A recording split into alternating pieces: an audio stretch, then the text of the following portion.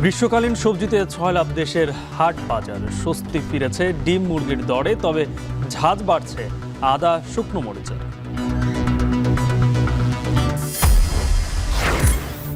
চট্টগ্রামে মুক্ত বাণিজ্য অঞ্চল স্থাপনের উদ্যোগ, শিল্পের কাঁচামাল সংগ্রহে বাঁচবে ডলার, কমবে আমদানির খরচ ও সময়। এলডিসি উত্তরণের পর শুল্ক কোটামুক্ত সুবিধা হারানোর ঝুঁকি মোকাবেলায় প্রতিযোগিতা ও বিনিয়োগে জোর দেওয়ার তাগিদ। দুর্বৃত্তের গুলিতে গুলশান থানা বিএনপি নেতা কামরুল নিহত, রাজনৈতিক হিংসায় হত্যা হতে পারে ধারণা পরিবারের। রাজনীতিকই বেশি। 2018 সালেতে আমাদের ইন্টারনেটের একটা ব্যবসা করতেছে, এই পর্যন্ত শুনি নাই ব্যবসা নিয়ে কারোর সাথে কোনো ঝামেলা হইতে।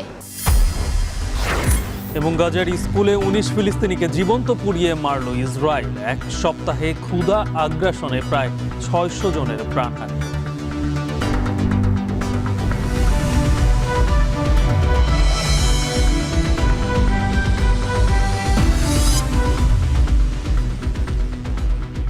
স্বাগত। এখন বাজারে শুনছিলেন শিরোনাম, পুরো আয়োজন জুড়ে সঙ্গে আছে আমি গালিব ইবনে রিয়াজ। কোরবানির ঈদ সামনে রেখে ঝাঁজ বাড়ছে মশলা জাতীয় পণ্যের বাজারে। কেজিতে 10 থেকে 30 টাকা বাড়তি দামে বিক্রি হচ্ছে শুকনা মরিচ, আদা, হলুদ। এছাড়া কেজিতে 10 থেকে 20 টাকা বাড়তি সবজির দর। তবে আকার ও জাত ভেদে কেজিতে 20 থেকে 30 টাকা কমেছে সব ধরনের মাছের দাম। একই সাথে কেজিতে 20 থেকে 30 টাকা কমে বিক্রি হচ্ছে মুরগি। এ নিয়ে আরও বিস্তারিত জানতে চাই, আমার সঙ্গে যুক্ত হয়েছেন টাঙ্গাইল থেকে কাউসার আহমেদ ও গাজীপুর থেকে ইফতেখার রায়হান। শুরুতেই কাউসার, আপনার কাছ থেকে জানতে চাই যে বাজারে মাছের সরবরাহ কেমন দেখছেন? ঈদ তো সামনে ঘনিয়ে আসছে, এখন দরদামটা কেমন?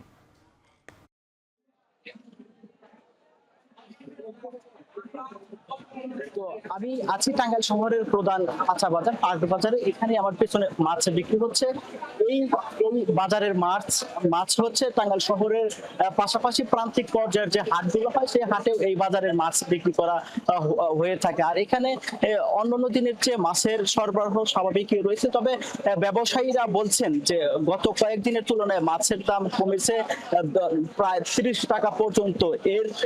এর মধ্যে রয়েছে পাঙ্গাস মাছ বিক্রি হচ্ছে 140 থেকে শুরু করে 200 টাকা পর্যন্ত। রুই মাছ বিক্রি হচ্ছে 250 থেকে 280 টাকা পর্যন্ত। কাতলা মাছ বিক্রি হচ্ছে এই বাজারে 300 থেকে 360 টাকা পর্যন্ত আকার ও মান ভেদে। চিংড়ি মাছ বিক্রি হচ্ছে 500 থেকে 550 টাকা পর্যন্ত। এছাড়া বাইম মাছ বিক্রি হচ্ছে 700 থেকে 800 টাকা দরে। বোয়াল মাছ বিক্রি হচ্ছে আকার ও মান ভেদে 600 থেকে 800 টাকা কেজি দরে। আর এদিকে শিং মাছ বিক্রি হচ্ছে 400 থেকে 450 টাকা কেজি দরে। ব্যবসায়ীরা বলছেন যে ঈদকে ঘিরে যে যারা মাছগুলো সরবরাহ করতো সেই মাছের সরবরাহ বেড়েছে, তবে যারা ক্রেতা রয়েছেন, যারা ফ্রিজে বা অন্যান্য ভাবে মাছ সংরক্ষণ করতে বাসা বাড়িতে, সেই মাছ কেনা কমিয়ে দিয়েছে, যে কারণে মাছের দাম অনেকটাই কমেছে। তারা বলছেন যে ঈদকে ঘিরে অনেকেই ফ্রিজ ফাঁকা করতে শুরু করেছে, যে কারণে অনেকে মাছ সহ অন্যান্য নিত্য প্রয়োজনীয় পণ্য কেনা কমিয়ে দিচ্ছে। আর এই কমার কারণে মাছের দাম অনেকটাই কমেছে। আর এর কারণ হিসেবে আরেকটা বিষয় তারা বলছেন যে মাছের বাজারে আগে যে সিন্ডিকেট ছিল সেই সিন্ডিকেটটা বর্তমানে নেই, যে কারণে মাছের দাম অনেকটা কমে। এই বাজারের যিনি সভাপতি রয়েছেন তিনি জানিয়েছেন যে এই বাজারে প্রতিদিন প্রায় 50 থেকে 60 লাখ টাকার মাছ বিক্রি হয়ে থাকে। আর এই বাজারে ময়মনসিংহ, সিরাজগঞ্জ, পাবনা, বগুড়া সহ অন্য জেলার মাছও আসে। আর এখান থেকে এই বাজারের মাছ দিয়েই কিন্তু পুরো জেলার চাহিদা মেটানো হয়। আর এছাড়াও এই বাজারের মাছ কিন্তু পার্শ্ববর্তী মানিকগঞ্জ এবং কালিয়াকৈর উপজেলা সরবরাহ হয়ে থাকে বলে জানিয়েছেন এই বাজারের যারা মাছ ব্যবসায়ী রয়েছেন তারা। তো এই ছিল আমার কাছে মাছের দরদাম নিয়ে সবশেষ তথ্য। গালিব, আমাদের সঙ্গে শরীয়তপুর থেকে যুক্ত হয়েছেন কাজী মনিরুজ্জামান, তার কাছ থেকেও বাজারের দরদাম জানবো। তার আগে গাজীপুরে ইফতেখার রায়হান আছেন। রায়হান, জানতে চাই যে গাজীপুরে মুরগি এবং ডিমের সরবরাহ কেমন দেখছেন? সেই সাথে ডিমের বাজারে কি স্বস্তি ফিরলো? আর সবজির দাম বাড়তি কেন? গালিব, আসলে ডিমের বাজারে স্বস্তি ফিরেছে, কারণ মাঝখানে গত 1 সপ্তাহ বা 2 সপ্তাহ আগে দেখেছিলাম যে ডিম সর্বোচ্চ 45 টাকা থেকে 48 টাকা পর্যন্ত হালি বিক্রি হচ্ছিল। তবে সেটি কিন্তু এখন অনেকটাই কমে এসেছে। আমরা আজকেও কিন্তু পাইকারি বাজারে আমরা ঘুরে দেখেছি যে প্রতি পিস ডিম সেখানে ৳৯.৮০ থেকে সর্বোচ্চ ৳10, অর্থাৎ ৳৩৯ থেকে ৳৪০ পাইকারিতে বিক্রি হচ্ছে। এবং আ আ সে পাশাপাশি যে অ ডিমের বাজার যে খুচরা বাজারে কিন্তু প্রতি হালি ডিম বিক্রি হচ্ছে সর্বোচ্চ ৳৪৫ লাল ডিম, এবং যেটি সাদা ডিম সেটি বিক্রি হচ্ছে সর্বোচ্চ আ ৳৪০ হালিতে। এবং পাশাপাশি যদি জানাই যে মুরগির বাজারের তথ্য, মুরগির বাজারে কিন্তু এখন কিছুটা স্বস্তি ফিরেছে। অর্থাৎ যে ব্রয়লার সেই ব্রয়লার মুরগি কিন্তু আ এই স আজকে এই বাজারে বিক্রি হচ্ছে প্রতি আ কেজি হচ্ছে ৳১৫০, অর্থাৎ এটি কিন্তু কেজি প্রতি ২০ থেকে ৳৩০ কমেছে। অর্থাৎ গত সপ্তাহে এই ব্রয়লার মুরগি বিক্রি হয়েছিল ৳১৭০ কেজিতে। তো সেটি ৳২০ কমে ৳১৫০ বিক্রি হচ্ছে। পাশাপাশি যে সোনালী মুরগি রয়েছে, সেই সোনালী মুরগি বিক্রি হচ্ছে আ ১০০ অম সোনালী মুরগি কিন্তু কেজি প্রতি ২০ থেকে ৳৩০ কমেছে। সেটি বিক্রি হচ্ছে ৳২৫০, যেটি ছিল ৳২৭০ থেকে ৳২৮০। এবং পাশাপাশি যে লেয়ার মুরগি সেটির দাম কিন্তু অপরিবর্তিত রয়েছে। লেয়ার মুরগি প্রতি কেজি বিক্রি হচ্ছে ৳৩০০। আ পাশাপাশি যে দেশি মুরগি রয়েছে, সেই দেশি মুরগি আমরা দেখেছি যে সর্বোচ্চ দাম ৬০০ থেকে ৳৬৫০ পর্যন্ত বিক্রি হচ্ছে। এবং বাজারে যারা ব্যবসায়ী রয়েছেন তারা বলছেন যে, যেহেতু সামনে কোরবানির মৌসুম আসছে, তো সেই সময় বাজারে কিছুটা মুরগির চাহিদা কিছুটা কমে। যে কারণে মুরগির চাহিদা আসার ফলে কিন্তু বাজারে কিছুটা মুরগির দামে কিন্তু পার্থক্য দেখা দেয়। পাশাপাশি অন্যদিকে সবজি কিন্তু আমরা দেখেছি যে বাজারে কিছু সবজির দাম বেড়েছে। শীতকালীন কিছু সবজি যেগুলো বাজার থেকে উঠে যাচ্ছে, সেই সবজিগুলোর দাম কিন্তু কেজি প্রতি ২০ থেকে ৳৩০ বেড়েছে। বিশেষ করে যদি জানাই যে টমেটো সর্বোচ্চ ৳৪০ থেকে ৳৫০ কেজি প্রতি বেড়ে কিন্তু এখন কিন্তু ৳৯০ থেকে ৳১০০ বিক্রি হচ্ছে। পাশাপাশি বেগুন এবং আ অন্যান্য কিছু সবজিও কিন্তু দাম বেড়েছে। তো এই ছিল আমার কাছে গাজীপুর থেকে সবজি এবং মুরগি এবং ডিমের বাজারের সবশেষ তথ্য। এখন এবারে আমরা একটু মশলার বাজারের খবর জানতে চাই। আমাদের সঙ্গে যুক্ত আছেন শরীয়তপুর থেকে কাজী মনিরুজ্জামান। মনির, এবার তো হচ্ছে আমরা দেখি যে কুরবানির ঈদ কিংবা যে কোনো ঈদ আসলে আসলে মশলার বাজারে একটু আগুন লাগে, বেড়ে যায় মশলার। কিন্তু এবার তো ছোট বড় সব আমদানিকারকরাই মশলা আমদানি করতে পারছেন, কিন্তু মশলার বাজারে কেন তাহলে এবারে দাম বাড়ছে?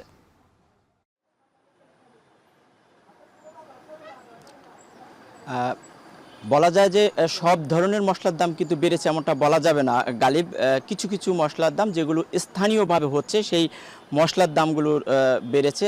হলুদের দাম কিন্তু কেজিতে ১০ থেকে ১৫ টাকা বেড়ে কিন্তু হলুদ বিক্রি হচ্ছে ২৫০ টাকা কেজি দরে, যেটা স্থানীয়ভাবে কিন্তু হলুদ উৎপাদন করেন কৃষক, সেইটার দাম বেড়েছে। এছাড়া শুকনো মরিচের দাম কেজিতে মানভেদে কিন্তু ২০ থেকে ৩০ টাকা পর্যন্ত বেড়েছে এবং বেড়ে কিন্তু ২০০ টাকা কেজিতে বিক্রি হয়। এগুলোও কিন্তু শরীয়তপুরের স্থানীয়ভাবে উৎপাদন হয়, বাংলাদেশে এগুলোর উৎপাদন হয়, এগুলো আমদানি করা হয় না, এই স্থানীয় এগুলির দাম বেড়েছে।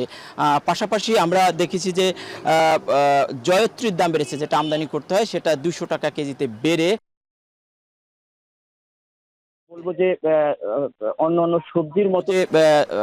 অন্যান্য সবজির মতো কিন্তু এই মশলা বাজারে কিছু কিছু পণ্যের দামও কিন্তু কমেছে। আমরা দেখেছি যে পেঁয়াজ কিন্তু ৫ টাকা কেজিতে কমে আজকে বাজারে ৪৫ টাকা কেজিতে খুচরা বাজারে বিক্রি হচ্ছে। এছাড়া রসুন বিক্রি হচ্ছে ১০০ টাকা কেজি দরে। এছাড়া অন্য যে আমদানি করা মশলা রয়েছে, বিশেষ করে আমরা বলবো যে এলাচ, দারুচিনি, লবঙ্গ এবং জিরা, এগুলি কিন্তু আসলে আমদানি করা এবং এগুলোর দাম অনেকটা একই রয়েছে, স্থিতিশীল রয়েছে, এমনটা কিন্তু এখানকার খুচরা ব্যবসায়ীরা আমাদেরকে জানিয়েছেন। এলাচ কিন্তু কেজি বিক্রি হচ্ছে ৪২০০ টাকা কেজিতে এবং দারুচিনি ৪৮০ টাকা এবং লবঙ্গ ১৩০০ টাকা কেজি দরে বিক্রি হচ্ছে। অর্থাৎ এগুলোর দাম বাড়েনি এবং এগুলোর সরবরাহ স্বাভাবিক রয়েছে। ঈদের আগে বাড়বে এমনটা বলছেন না খুচরা বিক্রেতারা। তো আসলে এতে অনেকটাই স্বস্তিতে আমরা দেখছি যে যারা ভোক্তা তারা কিন্তু স্বস্তিতে রয়েছেন। গালিব, বাজার দর জানছিলাম ৩ জেলা থেকে সহকর্মীদের কাছ থেকে। দেশে প্রথমবার মুক্ত বাণিজ্য অঞ্চল বা ফ্রি ট্রেড জোন স্থাপনে কাজ শুরু করেছে চট্টগ্রামে। বন্দর, বিমানবন্দর, স্পেশাল ইকোনমিক জোনের সম্ভাবনা কাজে লাগিয়ে এই ট্রেড জোন করতে চায় চট্টগ্রাম বন্দর। এজন্য ৪০০ একর জায়গা নির্ধারণ করা হয়েছে আনোয়ারায় কর্ণফুলী নদীর ওপারে। কর্তৃপক্ষ বলছে FTZ হলে শিল্প মালিকরা স্থানীয় ঋণপত্রে দেশীয় মুদ্রায় তুলাসহ শিল্পের প্রয়োজনীয় কাঁচামাল সংগ্রহ করতে পারবেন। কমবে আমদানির খরচ ও সময়। আরও জানাচ্ছেন হাজেরা শিউলি। বিদেশি বিনিয়োগ আকর্ষণ, স্থানীয় শিল্পের বিকাশ ও বাণিজ্যের আকার বাড়াতে বিশ্বব্যাপী জনপ্রিয় হচ্ছে মুক্ত বাণিজ্য অঞ্চল। 2013 সালে চীন সাংহাই মুক্ত বাণিজ্য অঞ্চল চালুর পর বিনিয়োগ বাড়ায় পর্যায়ক্রমে 21টি মুক্ত বাণিজ্য অঞ্চল গঠন করে। সংযুক্ত আরব আমিরাতের জেবেল আলী ফ্রি জোনও দেশি বিদেশি বিনিয়োগের হাব হিসেবে ব্যাপক সাড়া পেয়েছে। শুল্ক জটিলতা এড়িয়ে বাণিজ্য বান্ধব পরিবেশ তৈরিতে বাংলাদেশও মুক্ত বাণিজ্য অঞ্চল স্থাপনের উদ্যোগ নিয়েছে অন্তর্বর্তীকালীন সরকার। প্রধান সমুদ্র বন্দরের অবস্থানের ফলে এক্ষেত্রে এগিয়ে চট্টগ্রাম। মিরসরাইয়ে সবচেয়ে বড় অর্থনৈতিক অঞ্চল, 3টি ইপিজেড সহ চট্টগ্রামে 2000 শিল্প কারখানার জন্য কাঁচামালের চাহিদা থাকে বছর জুড়ে। এই প্রেক্ষাপটে চট্টগ্রামে ফ্রি জোন স্থাপনে আগ্রহ দেখাচ্ছে বিদেশি বিনিয়োগকারীরা। সরকারের নির্দেশনায় এরই মধ্যে কাজ শুরু করেছে চট্টগ্রাম বন্দর কর্তৃপক্ষ। প্রাথমিকভাবে চট্টগ্রামের আনোয়ারায় টানেলের ওপারে বিদ্যুৎ উন্নয়ন বোর্ড ও বন্দর সহ বিভিন্ন প্রতিষ্ঠানের 400 একর জায়গা ফ্রি ট্রেড জোনের জন্য বন্দরকে বরাদ্দ দিতে সংশ্লিষ্ট মন্ত্রণালয়ে চিঠি দেওয়া হয়েছে। এটা হলে সারা বছরব্যাপী আপনি আমদানি করবেন, সেখানে সংরক্ষণ করবেন এবং যে আমাদের দেশীয় উদ্যোক্তা যারা বা দেশীয় ব্যবসায়ী তারা যে কোনো সময় সেখান থেকে কার্গো নিয়ে তাদের কার্যক্রম করতে পারবে। বিভিন্ন সময়ে যে ইম্পোর্ট বিভিন্ন রকম হ্যাসেল নিতে হয় বা ছোটোখাটো আমদানিকারকরা হয়তো এত বড় ধরনের ইম্পোর্ট করতে পারে না, সবার জন্য এটা একটা সুফল বয়ে আনে। তবে মুক্ত বাণিজ্য অঞ্চলে কেমন সুবিধা থাকবে, শুল্কায়নের প্রক্রিয়া কি হবে, শুল্কমুক্ত সুবিধা থাকবে কিনা, ফ্রি ট্রেড জোন কিভাবে কাজ করবে, পূর্ণাঙ্গ নীতিমালায় থাকবে সবকিছু। চট্টগ্রাম বন্দর কর্তৃপক্ষ বলছে, কাপড়, তুলা, সুতা, অ্যাক্সেসরিজ সহ শিল্পের প্রয়োজনীয় কাঁচামাল যা সারা বছরই লাগে এমন পণ্য আমদানি করে এই ফ্রি ট্রেড জোনে রাখা যাবে। পরিপূর্ণ নীতিমালা প্রণয়নের কাজ চলমান আছে। এটা হলেই এটা সেখানে কি কার্গো থাকবে, কতদিন থাকতে পারবে, কি সেগুলোর ডিউটি হবে, কাস্টম প্রসিজিওর কি হবে, সব বিষয়গুলো এখানে উল্লেখ থাকবে। বছরে বাংলাদেশ প্রায় 5 থেকে 6 বিলিয়ন ডলারের তুলা আমদানি করে। অনেক সময় কাঁচামাল যথাসময়ে হাতে না পেলে কারখানাগুলোকে অলস বসে থাকতে হয়। ব্যবসায়ীরা বলছেন, এ ধরনের মুক্ত বাণিজ্য অঞ্চল হলে শিল্প মালিকদের কাঁচামাল আমদানিতে ভোগান্তি ও খরচ কমবে। এই জন্য সমন্বিত নীতিমালা প্রণয়নের তাগিদ তাদের। বড় ওয়্যারহাউস নিয়ে কেউ যদি তুলা এনে এখানে স্টোর করে এবং এখান থেকে যদি আমাদের লোকাল যারা তুলা উৎপাদনকারী, তুলা থেকে যারা সুতা উৎপাদন করে তারা যদি এইখান থেকে যদি তারা তুলাটা আপনারা সংগ্রহ করতে পারে, তাহলে তাদের দেখা যাবে বিশাল একটা সময় এবং অর্থ এবং বিভিন্ন ম্যান পাওয়ারের যে ঝামেলা সেগুলো থেকে কিন্তু তারা হ্যাসেল থেকে কিন্তু বেঁচে যাবে। ফ্রি ট্রেড জোনের যে ব্যবসায়িক সুযোগটা দিতে গেলে এটা সরকারি একটা সিদ্ধান্তের বিষয় আছে, এনবিআর এর পলিসির ইস্যু আছে এবং পোর্ট অথরিটির ইস্যু আছে। সবাই মিলে যদি ফ্রি ট্রেড জোনটা বিদেশি অন্যান্য বন্দর যেভাবে মেনটেন করে ওটা ফলো করে যদি এটা এখানে কার্যকর করা যায়, আমার মনে হয় ব্যবসায়ীদের জন্য ভালো হবে। এটা মুক্ত বাণিজ্য অঞ্চলের পাশাপাশি বাণিজ্য ও বিনিয়োগ বাড়াতে বিশ্বের বিভিন্ন দেশের সাথে মুক্ত বাণিজ্য চুক্তি করার আহ্বান ব্যবসায়ীদের। হাজেরা শিউলি, এখন চট্টগ্রাম। 2026 সালের 24 নভেম্বর এলডিসি থেকে উত্তরণ করবে বাংলাদেশ। এর ফলে আন্তর্জাতিক অঙ্গনে দেশের ভাবমূর্তি আরও উজ্জ্বল হবে। বিশেষ করে বিদেশি বিনিয়োগ বাড়বে। তবে এলডিসি থেকে বেরিয়ে যাওয়ার পর বিশ্ববাজারে পণ্য রপ্তানিতে শুল্ক ও কোটা মুক্ত সুবিধা হারানোর ঝুঁকি রয়েছে। বিশেষজ্ঞরা বলছেন, রপ্তানি পণ্য ও শিল্পে ভর্তুকি দেওয়ার সুবিধা কমাতে হবে। সেক্ষেত্রে বেশ কিছু কৌশল নেওয়া গেলে সহজেই এসব চ্যালেঞ্জ মোকাবেলা করা সম্ভব। আরও জানাচ্ছেন আতাউর নিয়ন। বাংলাদেশ স্বল্পোন্নত দেশ থেকে উত্তরণ করবে 2026 সালের 24 নভেম্বর। এই উত্তরণে বাংলাদেশের মর্যাদা আরও বৃদ্ধি পাবে। মাথাপিছু আয়, মানব সম্পদ, জলবায়ু ও অর্থনৈতিক ভঙ্গুরতায় 3 সূচক দিয়ে একটি দেশ উন্নয়নশীল দেশ হতে পারবে কিনা সেই যোগ্যতা নির্ধারণ করা হয়। যে কোনো 2টি সূচকে যোগ্যতা অর্জন কিংবা মাথাপিছু আয় নির্দিষ্ট সীমা দ্বিগুণ করতে হয়। 2018 ও 2021 সালে ত্রিবার্ষিক মানদণ্ডের তিনটিতেই উত্তীর্ণ হয়। 2021 সালেই চূড়ান্ত সুপারিশ পায় যে 2024 সালে এলডিসি থেকে উত্তরণ হতে পারবে বাংলাদেশ।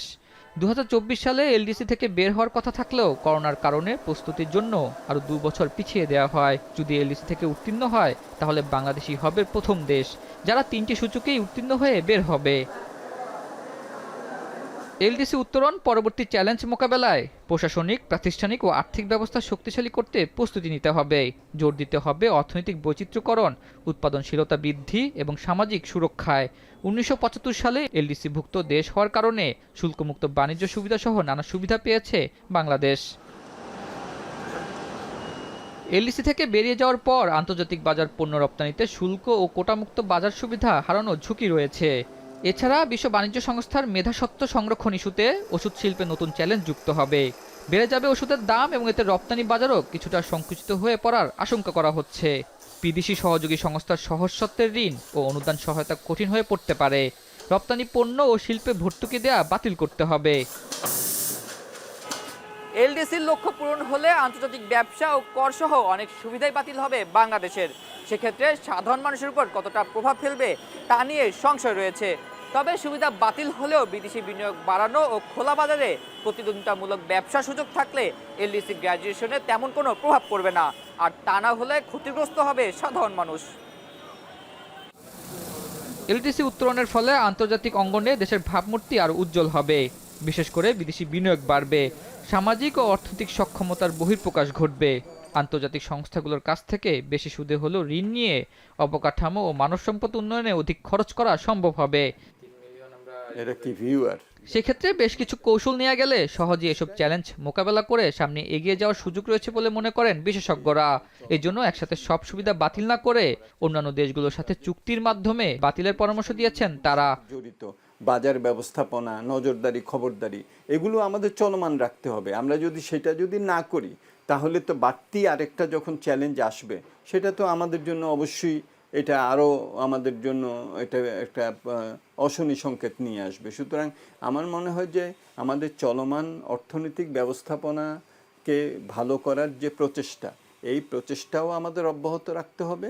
আর এলডিসি গ্র্যাজুয়েশনের যে নেতিবাচক প্রভাব সেটা যাতে আমাদের এই প্রচেষ্টাগুলোকে বাধাগ্রস্ত না করে সেদিকটাতেও আমাদের নজর রাখতে হবে। অপরদিকে প্রতিযোগিতা ও বিদেশি বিনিয়োগের মাধ্যমে সাধারণ মানুষের জন্য বাজার স্বাভাবিক রাখার পরামর্শ অর্থনীতিবিদদের। সব ক্ষেত্রেই ভোক্তার দৃষ্টিকোণ দিয়ে যে দেখেন তাহলে এই এলডিসি থেকে গ্র্যাজুয়েশনের পরে যে আমদানির এগেনস্টে যে প্রোটেকশনটা আছে সেই প্রোটেকশনটা কমানোর যে বাধ্যবাধকতা আছে সেটা কিন্তু ভোক্তার জন্য ইতিবাচক। এফডিআইয়ের পথটা যদি মসৃণ হয়ে যায়, এখন এই অর্থনৈতিক অঞ্চলের উপর গুরুত্ব দেওয়া হচ্ছে এবং প্রায়োরিটাইজ করা হয়েছে, সেই ধরনের আন্তর্জাতিক প্রতিষ্ঠানগুলো যে আমাদের দেশে এসে উৎপাদন করে তাহলে তো ওখানে আপনি কম্পিটিটিভনেসের যে প্রবলেমটা সেটার সমাধানটা পাচ্ছেন, কারণ ওদের টেকনোলজি আসবে, ওদের ম্যানেজমেন্ট আসবে। যেসব সূচকের উপর ভিত্তি করে এলডিসি উত্তরণ হয় তা বেশ সুসংহত, কিন্তু অর্থনীতির কিছু সূচক পতিত আওয়ামী লীগের আমলে ফুলিয়ে ফাঁপিয়ে দেখানো হয়েছে। যদি এগুলো সংশোধন করা হয় তবে এলডিসি উত্তরণ পিছিয়ে যাওয়ার আশঙ্কা করা হয়েছে। আতাউর নিয়ন, এখন, ঢাকা। রাজধানীর মধ্য বাড্ডার গুদারাঘাট এলাকায় সন্ত্রাসীদের এলোপাতাড়ি গুলিতে নিহত হয়েছেন গুলশান থানা বিএনপির যুগ্ম সম্পাদক কামরুল আহসান সাধন। গেল রাত 10টার পর গুদারাঘাট এলাকায় এই ঘটনা ঘটে। পরে গুরুতর আহত অবস্থায় জাতীয় হৃদরোগ ইনস্টিটিউটে নিলে চিকিৎসকরা তাকে মৃত ঘোষণা করেন। খবর পেয়ে ঘটনাস্থলে ছুটে আসে গুলশান ও বাড্ডা থানা পুলিশ। প্রত্যক্ষদর্শীদের বরাতে গুলশান থানার বিএনপির আহ্বায়ক জানান, গুদারাঘাটে 4 নম্বর রোডের সাবেক কমিশনারের কার্যালয়ের বিপরীতে টং দোকানে বসে চা খাচ্ছিলেন সাধন। সেখানে বিএনপি নেতা কাইয়ুমের ভাগিনা কামরুল সহ কয়েকজনকে নিয়ে বসেছিলেন তিনি। এর মাঝে হঠাৎ 2 ব্যক্তি এসে গুলি করে। দুজনই মাস্ক পরা ছিলেন। এরপর ফাঁকা গুলি করে পালিয়ে যায় সন্ত্রাসীরা। নিহতের স্ত্রী জানান, রাজনৈতিক প্রতিহিংসা থেকে এই ঘটনা ঘটানো হতে পারে। এছাড়াও 5 আগস্টের পর সাধন বিভিন্ন সময় তার নিরাপত্তা নিয়ে শঙ্কা প্রকাশ করতেন বলেও জানায় তার পরিবার। বলছে যে আছে এরকম, দেখো হয়তো আমার ক্ষতি করতে পারে, এরকম আশেপাশে অনেকের কথাই বলতো। তাই আবার বলতো যে আমার সাথে শুধু শুধু হিংসামি করে, কে আমার তো আর কোনো কিছু নাই, আমার সাথে ওরা হিংসামি করে কি করব। রাজনীতি কি বেশি, ব্যবসা বাণিজ্য নিয়ে, ব্যবসা তো আওয়ামী লীগের আমলতে 2018 সালেতে আমাদের ইন্টারনেটের একটা ব্যবসা করতেছে। আমরা সবাই চাচ্ছি যে দ্রুত এই খুনিকে অ্যারেস্ট করা হোক। প্রধান উপদেষ্টা ডক্টর ইউনূস বলেছেন, আগামী বছর 30 জুনের মধ্যেই নির্বাচন হবে। 30 জুনের পর একদিনও ক্ষমতায় থাকবেন না তিনি। রোববার দ্বিতীয় দিনের মতো রাজনৈতিক দলগুলোর সাথে প্রধান উপদেষ্টার বৈঠক শেষে একথা জানান প্রেস সচিব শফিকুল আলম। রোববার 20টি রাজনৈতিক দলের সঙ্গে পর্যায়ক্রমে বৈঠক করেন ডক্টর ইউনূস। এ সময় সংস্কার, বিচার ও নির্বাচন নিয়ে আলোচনা হয়। দলগুলো জানায়, সংকট নিরসনে ডক্টর ইউনূসকে সর্বোচ্চ সহযোগিতা করতে চান তারা। করিডোর ও বন্দর ইস্যুতে রাজনৈতিক দলগুলোর সাথে আলোচনা করার আহ্বান জানানো হয়। বিস্তারিত প্রতিবেদনে। রাজনৈতিক দলগুলোর ঐক্যে ফাটল, কয়েকজন উপদেষ্টার বিতর্কিত কর্মকাণ্ড এবং সবশেষ প্রধান উপদেষ্টার পদত্যাগের অভিপ্রায়ে অস্থির হয়ে ওঠে দেশের রাজনৈতিক অঙ্গন। তবে জাতীয় স্বার্থকে সামনে রেখে সেই অভিপ্রায় থেকে সরে এসে দেশের চলমান সংকট নিরসনে রাজনৈতিক দলগুলোকে আলোচনার টেবিলে আমন্ত্রণ জানান প্রধান উপদেষ্টা। বিএনপি, জামাত ও এনসিপির পর দ্বিতীয় দিন রোববার বিকেলে 11টি দলের সঙ্গে প্রথম দফায় বৈঠকে বসেন প্রধান উপদেষ্টা। এর মধ্যে ছিলেন এবি পার্টি, নাগরিক ঐক্য, গণসংহতি আন্দোলন সহ 11টি দলের প্রতিনিধি। ঘণ্টাব্যাপী বৈঠকের পর তারা জানান, চলমান সংকট থেকে উত্তরণ এবং সুষ্ঠু ও অবাধ নির্বাচন আয়োজনে ডক্টর মোহাম্মদ ইউনূসের উপরই ভরসা রাখতে চান তারা। তবে দ্রুতই বিচার, সংস্কার ও নির্বাচনের রোডম্যাপ দেওয়ার আহ্বান তাদের। উনি খুব স্পষ্ট করে বলেছেন, প্রথম বলেছেন যে যদি সংস্কার হয়, আমি তো বলেছি তাহলে ডিসেম্বর, আর যদি বেশি সংস্কার হয় তাহলে জুন। এর মধ্যে আমরা আলোচনা করে যেটা করতে পারি। অন্তর্বর্তীকালীন সরকার একটা হচ্ছে প্রশাসন সহ পুলিশ সহ সেনাবাহিনী, এবং আরেকটা হচ্ছে আপনার আমাদের রাজনৈতিক দলগুলো, বিশেষ করে বিএনপি সহ অন্যান্য গুরুত্বপূর্ণ দলগুলো। এই গ্যাপটা দূর করার জন্য আমরা বলেছি যে আপনি সমঝোতামূলক ব্যবস্থা নেন। বাংলাদেশের মানুষের দীর্ঘদিনের যে আকাঙ্ক্ষা, একটা সুষ্ঠু নির্বাচনের মধ্য দিয়ে তারা জনগণের সত্যিকার প্রতিনিধিদের নির্বাচিত করার যে ক্ষমতা, সেইটা অর্জন করার বিষয়ে যে দায়িত্ব, এইটাকে বাস্তবায়ন করার যে দায়িত্ব এই সরকার নিয়েছে, আমরা পরিষ্কারভাবে বলেছি এটা সম্পন্ন করেই আপনাদের সরকারকে যেতে হবে। পরে বাংলাদেশ ইসলামী আন্দোলন, হেফাজতে ইসলাম, খেলাফতে মজলিস ও গণ অধিকার পরিষদ সহ 9টি রাজনৈতিক দলের সঙ্গে দ্বিতীয় দফায় বৈঠকে বসে প্রধান উপদেষ্টার দপ্তর। ইসলামী দলগুলোর মুখেও ছিল একই সুর। করিডোর ও বন্দরের মতো গুরুত্বপূর্ণ ইস্যুতে রাজনৈতিক দলগুলোর সাথে আলোচনার পরামর্শ দিয়েছেন তারা। আমরা বলেছি যে এই সকল বিষয়ে, বিশেষ করে করিডোর ইস্যুতে, বন্দর ইস্যুতে, আন্তর্জাতিক যেই ইস্যুগুলো রয়েছে, সেখানে যেন সকল রাজনৈতিক দলগুলোকে সম্পৃক্ত করে সেই বিষয়ে রাষ্ট্র এবং সরকার তার সিদ্ধান্ত গ্রহণ করে। সাক্ষাৎ করার সময়সূচি চাইলেও, গুরুত্বপূর্ণ প্রয়োজনীয় বিষয় আলাপ করতে চাইলেও অনেক ক্ষেত্রে সাড়া মেলে না। এই বিষয়টি নিয়ে মোটামুটি সব দলই ক্ষোভ প্রকাশ করেছে এবং প্রধান উপদেষ্টা সেই বিষয়টা আপনার গুরুত্ব দিয়েছেন যে যোগাযোগটা আগের চেয়ে আরও যেন আপনার ঘন ঘন হয়। প্রেস সচিব জানান, রাজনৈতিক দলগুলোকে সঙ্গে নিয়েই একটি সুষ্ঠু নির্বাচন আয়োজন করে ক্ষমতা হস্তান্তর করবেন প্রধান উপদেষ্টা। ডক্টর ইউনূস থাকতে দেশের কোনো অনিষ্ট হতে দেওয়া হবে না বলেও জানান তিনি। আমি প্রফেসর ইউনূসকে কোট করছি, উনি যেটা বলেছেন, আমি যতদিন আছি দেশের কোনো অনিষ্ট হবে এমন কোনো কাজ হবে না, নিশ্চিত থাকেন। কালকেও বলেছি, আজকেও বলছি, বারবার বলছি, উনি এক কথার মানুষ। উনি বারবার বলেছেন যে জুন 30-এর পরে ইলেকশন যাবে না। তিনি বলেন, জুলাইয়ে পরাজিত শক্তির সকল ষড়যন্ত্র রুখে দিতে সবাইকে ঐক্যবদ্ধ থাকার আহ্বান জানিয়েছেন প্রধান উপদেষ্টা।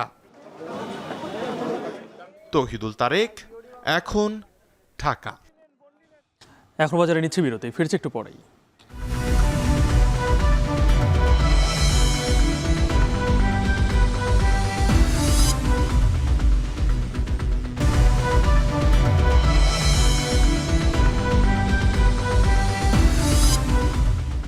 ফিরে এলাম বিরতির পর।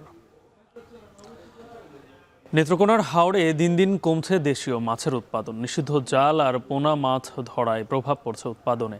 তবে এবার হাওড়ে মাছের উৎপাদন বাড়াতে প্রাথমিক এক প্রজ্ঞাপনে 29 মে থেকে 28 জুন পর্যন্ত হাওড়ে 1 মাস মাছ ধরার নিষেধাজ্ঞার পরিকল্পনা নিয়েছে সরকার, যার আওতায় আসছে হাওড়ের 7 জেলা। এই উদ্যোগকে স্বাগত জানিয়েছে হাওড় পাড়ের জেলেরাও।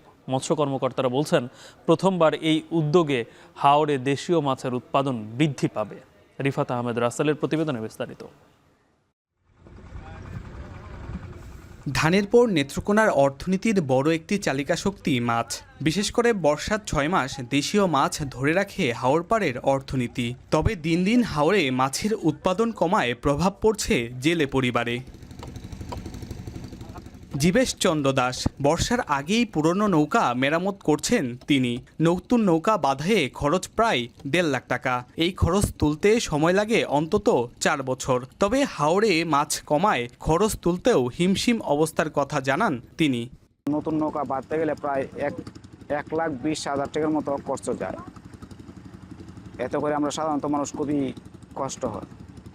এই যে নৌকার যে চালানগুলো তুলতে গেলে আমরা অনেক দিন সময় লাগে।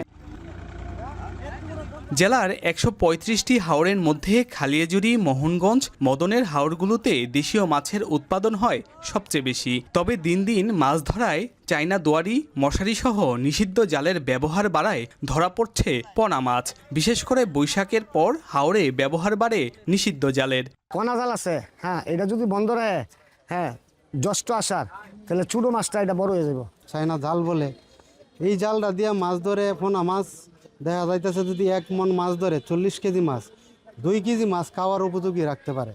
তবে হাওরে রেণু, পোনা ও মা মাছ রক্ষায় প্রথমবারের মতো মাছ ধরায় নিষেধাজ্ঞার পরিকল্পনা নিয়েছে সরকার, যার আওতায় থাকবে নেত্রকোনা, কিশোরগঞ্জ, সুনামগঞ্জ সহ হাওর অধ্যুষিত 7 জেলা।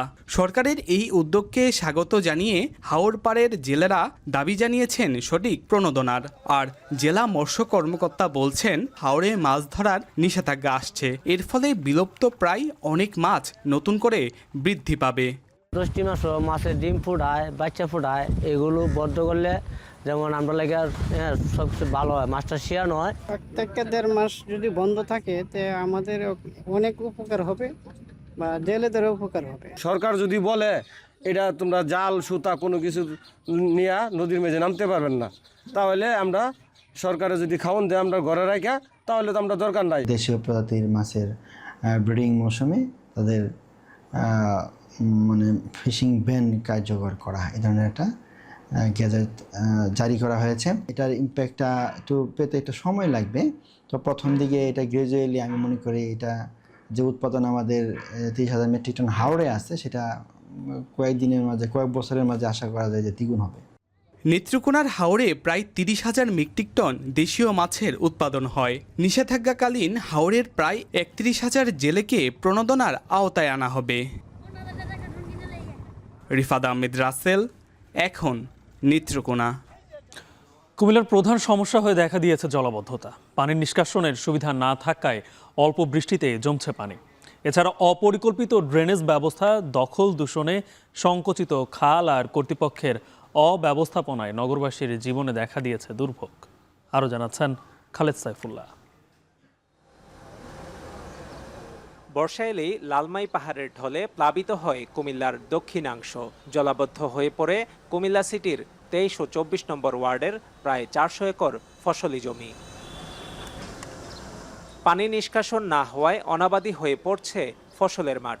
জলাবদ্ধতা শুধু কৃষি জমিতেই নয়, বরং বর্ষায় ভোগান্তিতে পড়েছে কোটবাড়ি এলাকার রামপুর, গন্ধামতি ও চাঙ্গিনী গ্রামের শত শত মানুষ। প্রায় 500 একর জমি আজকে 15 বছর 10 কেজি ধানও হয় না।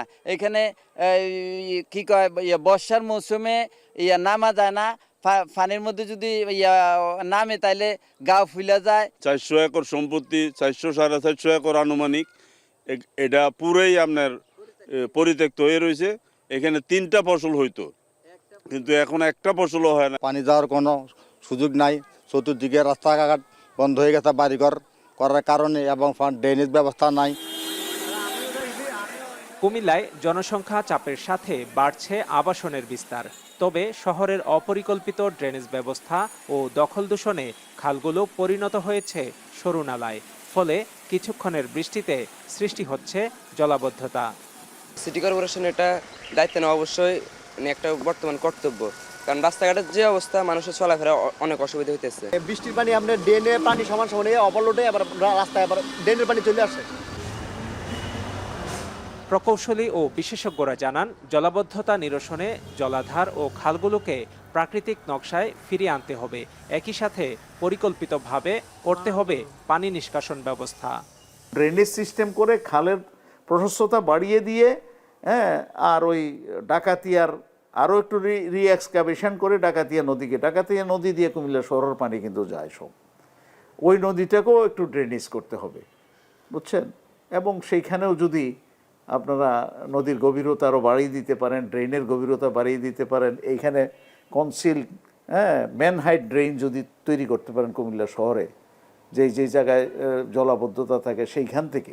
5টি গুরুত্বপূর্ণ খাল খননের জন্য ইতিমধ্যে আমরা সিদ্ধান্ত গ্রহণ করেছি এবং জাস্ট কিছুদিনের মধ্যে দরপত্র আহ্বানের মাধ্যমে খাল খনন কর্মসূচি চলমান রাখবো কিছুদিনের মধ্যেই। সিটি কর্পোরেশনের ভিতরে যে ইন্টারনাল ড্রেনেজগুলো আছে, ওই ড্রেনগুলা পরিষ্কার করার জন্য আমাদের একটা কার্যক্রম, বিশেষ করে অভিযান কিছুদিনের মধ্যে আমরা চলমান করবে।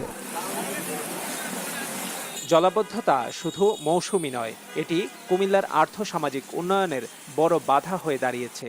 তাই দ্রুত সময়ের মধ্যে জলাবদ্ধতা নিরসনে ব্যবস্থা নেবেন সংশ্লিষ্টরা, এমনটাই প্রত্যাশা নগরবাসীর। খালেদ সাইফুল্লাহ, এখন কুমিল্লা।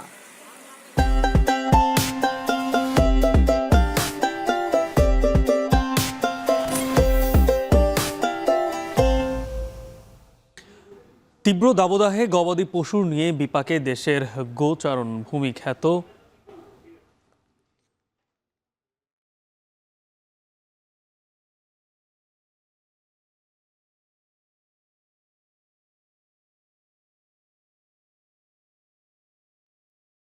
আর গোচারণ ভূমিখ্যাত এই অঞ্চল এবং যে কারণে খামারিরা ব্যাপক পরিমাণে লোকসানের মুখে পড়তে পারেন। বিস্তারিত প্রতিবেদনে। সিরাজগঞ্জের শাহজাদপুর উপজেলা, এখানে রয়েছে দেশের সবচেয়ে বড় গোচারণ ভূমি।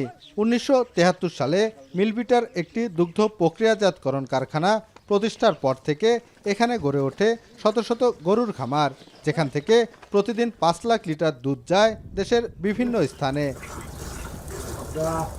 তবে খামারগুলোর বেশিরভাগ গরুই শঙ্কর ও ফিজিয়ান জাতের হওয়ায় অতিরিক্ত গরমে প্রভাব পড়েছে দুধের উৎপাদনে। গড়ে প্রতিদিন 20 থেকে 30% উৎপাদন কমেছে বলছেন খামারিরা।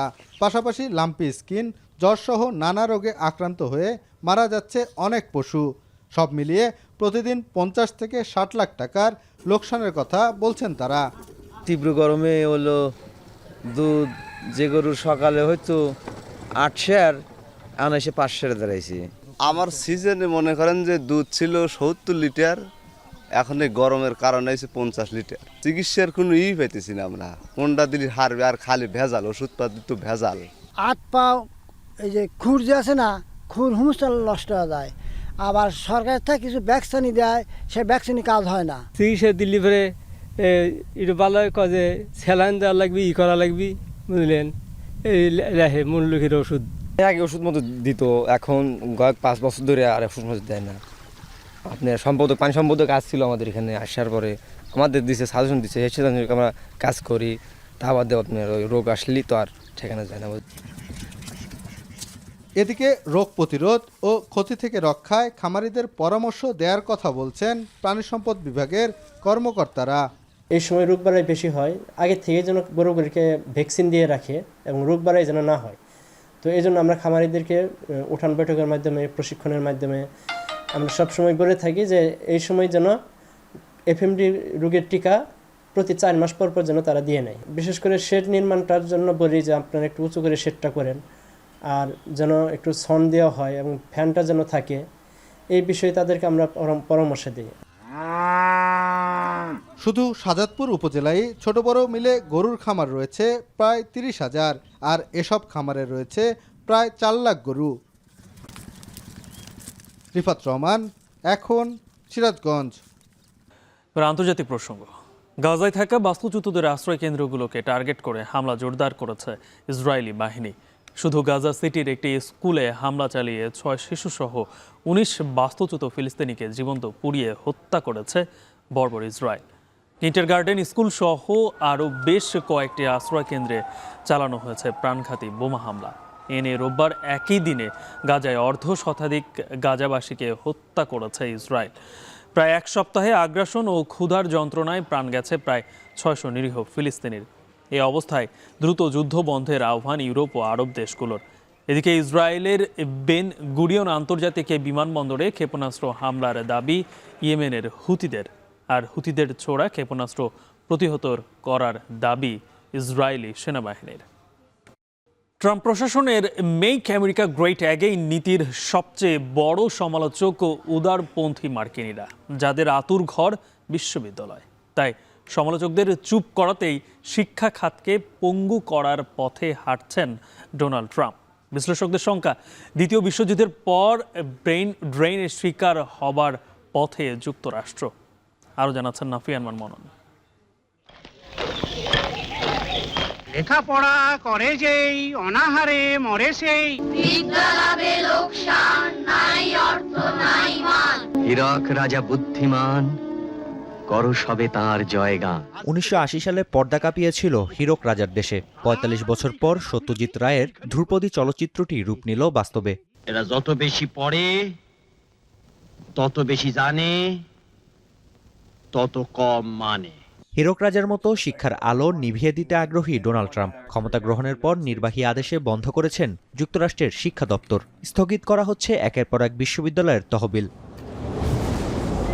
সবশেষ সিদ্ধান্ত হিসেবে সামনে এসেছে হার্ভার্ডে বিদেশি শিক্ষার্থী ভর্তি বন্ধের নির্দেশনা। যদিও সিদ্ধান্তের ওপর সাময়িক স্থগিতাদেশ জারি করেছেন আদালত। বিশ্লেষকরা বলছেন, আদালতকে পাশ কাটিয়ে নিষেধাজ্ঞা কার্যকর করা হলে সংকটে পড়বে যুক্তরাষ্ট্রের শিক্ষা খাত।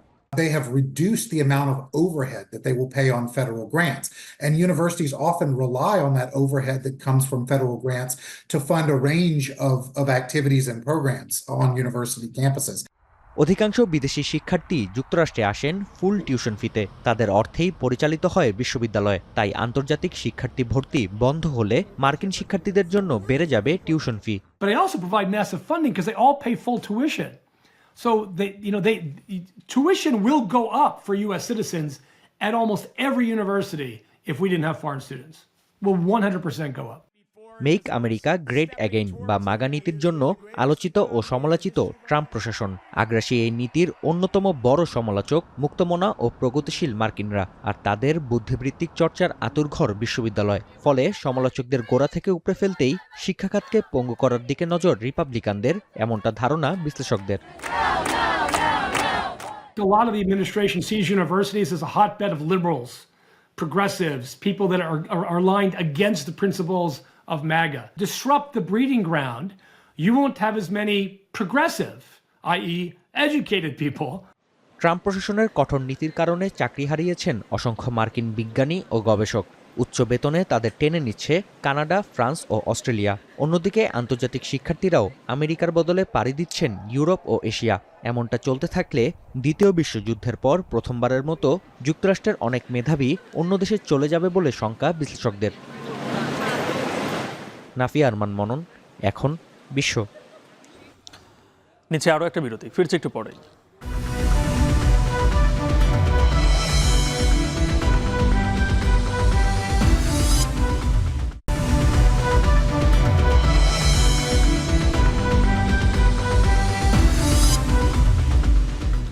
বিরতি পর আবার ফিরে এলাম।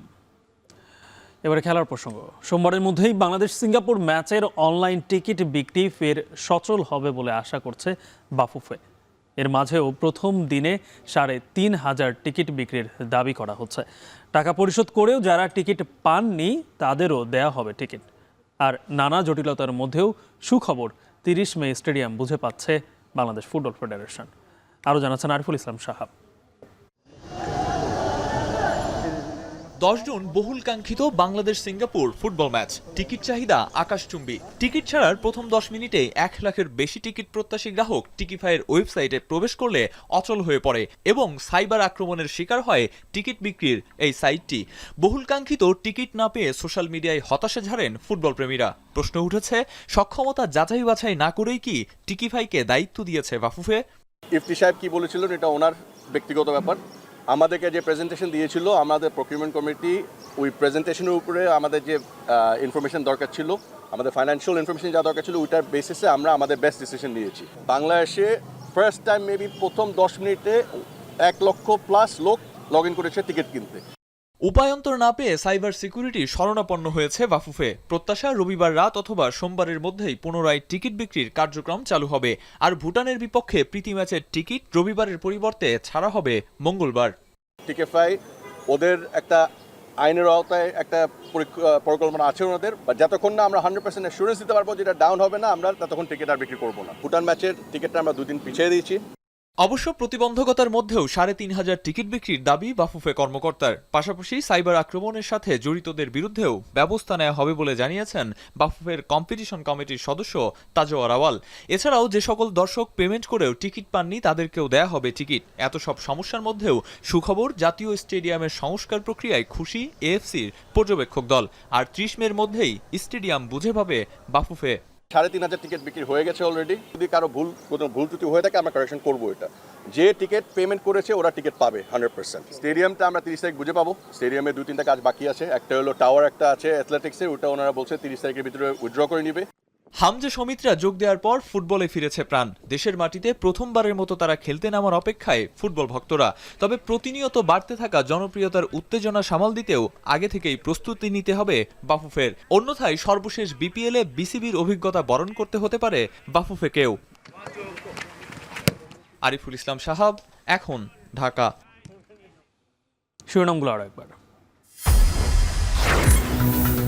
কোরবানির ঈদ ঘিরে ঝাঁজ বাড়ছে মশলা জাতীয় পণ্যের। গ্রীষ্মকালীন সবজি সহ স্বস্তি ফিরেছে ডিম মুরগির দরে।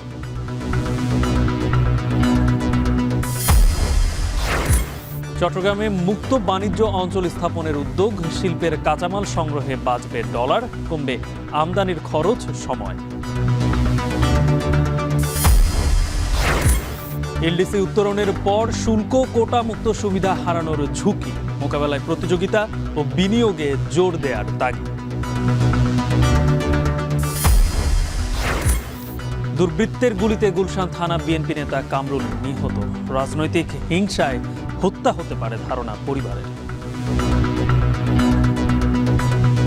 রাজনীতিকই বেশি। 2018 সালেতে আমাদের ইন্টারনেটের একটা ব্যবসা করতেছে, এই পর্যন্ত শুনি নাই ব্যবসা নিয়ে কারোর সাথে কোনো ঝামেলা হইতে। এবং গাজার স্কুলে 6 শিশু সহ 19 ফিলিস্তিনিকে জীবন্ত পুড়িয়ে মারল ইসরায়েল।